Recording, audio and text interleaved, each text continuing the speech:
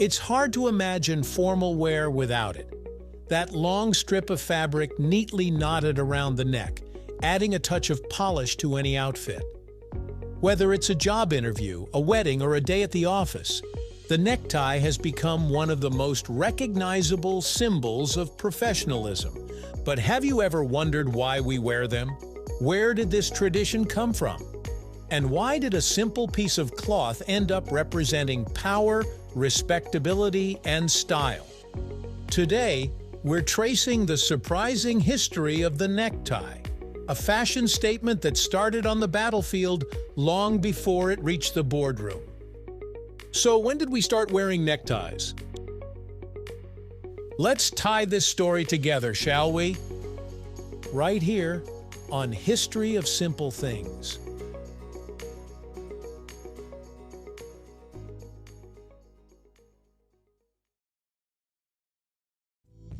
The story of the necktie begins in the 1600s, not in a tailor's shop or a fashion house, but in the middle of a war.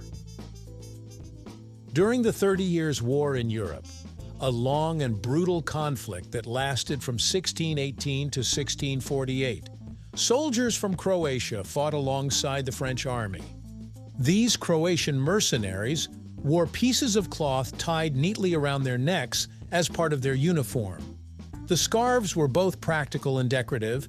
They helped fasten their jackets and also gave them a distinctive look. The French noticed these elegant neckcloths and were fascinated by their style. When the war ended, the French court adopted the idea and, in true French fashion, transformed it into something more refined and stylish. They called it the cravat, a word derived from Croate, meaning Croatian. That term eventually evolved into what we now call the cravat, the earliest ancestor of the modern necktie. By the mid-1600s, wearing a cravat became a symbol of sophistication in France. King Louis XIV himself loved them.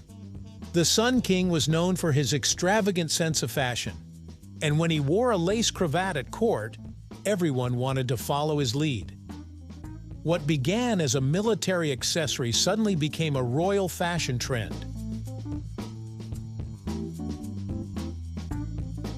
Once the cravat caught on, it spread across Europe like wildfire.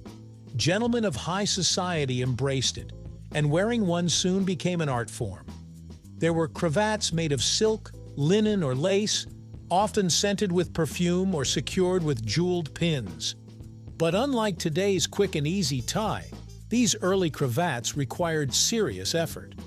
Some were tied in elaborate knots that could take minutes, even hours, to perfect.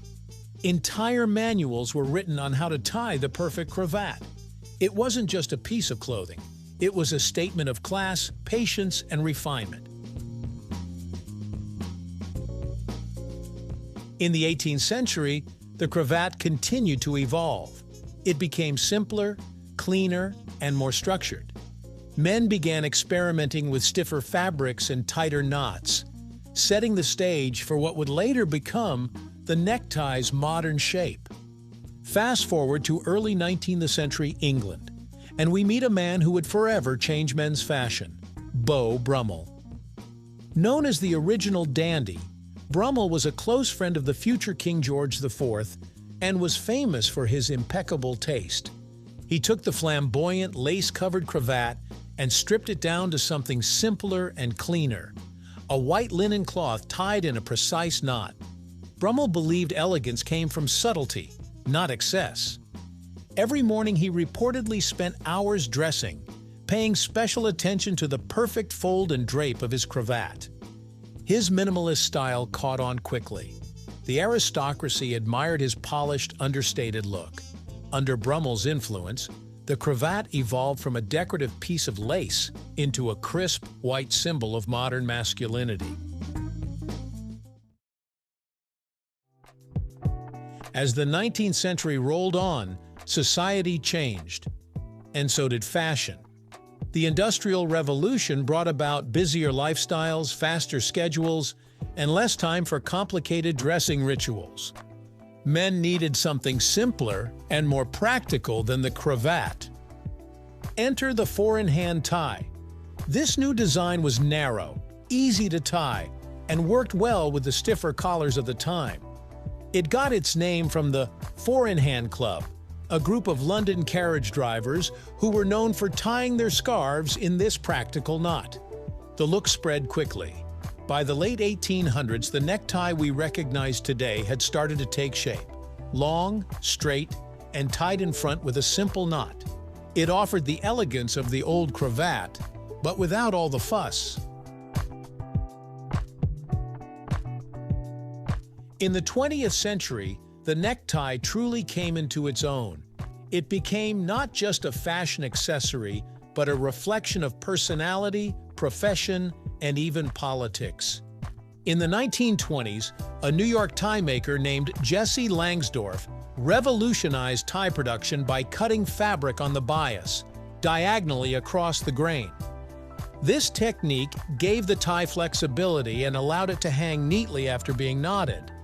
It's the same method still used today. Throughout the decades, tie styles shifted with culture. The 1930s brought bold, wide ties with geometric patterns. The 1950s saw skinny ties that matched the sharp suits of the era. The 1970s went wild with loud colors and exaggerated widths, while the 1980s brought back a sense of corporate power dressing. Each generation used the necktie to say something about itself, whether it was rebellion, confidence, or professionalism. The tie became more than clothing. It became a visual language. In recent years, ties have started to loosen, literally and figuratively. With the rise of casual workplaces and tech culture, fewer people wear ties daily. Some even see them as symbols of outdated formality. Yet the necktie still holds a certain prestige. For important occasions, weddings, graduations, political debates, or formal ceremonies, it remains a powerful marker of respect. It signals intention. I took the time to dress up for this. Designers have also found new ways to reinterpret the tie, experimenting with materials, textures, and knots. In some circles, it's even returned as a fashion statement rather than a requirement. So while the tie may no longer be an everyday necessity, it hasn't disappeared. It's simply evolved, much like it always has. So when did we start wearing neckties? The short answer, nearly 4 centuries ago, when Croatian soldiers tied scarves for function and pride. But the long answer, the real story, is that the necktie evolved with us. It's traveled from battlefields to boardrooms, from royal courts to runways, adapting to every era yet always keeping its purpose, to make us look and feel a little sharper. Thank you for watching. If you have suggestions for our next video, feel free to share them in the comments below. We'll be sure to give you an acknowledgement for your contribution. Thank you for joining us on this journey through the history of simple things. Don't forget to like, subscribe, and stay tuned for more stories woven through the smallest details.